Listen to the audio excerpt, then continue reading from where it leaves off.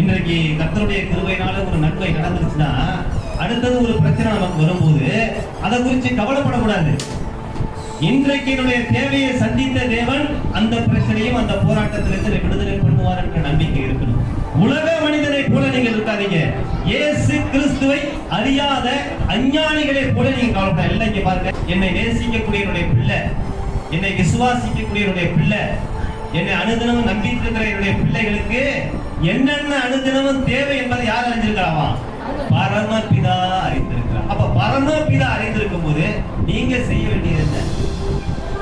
முதலாவது தேவனுடைய ராஜ்யத்தையும் அவருடைய நீதியையும் தேடுங்கள், அப்பொழுது இவைகள் எல்லாம் உங்களுக்கு கூட கொடுக்கப்படும். கரங்களை தட்டி கட்டுறேன்.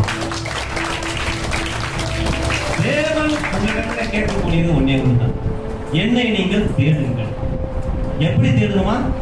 தேவனுடைய ராஜ்யத்துக்கு ஏற்றவாறு, தேவனுடைய நீதிக்கு ஏற்றவாறு நீங்கள் தேடணும்.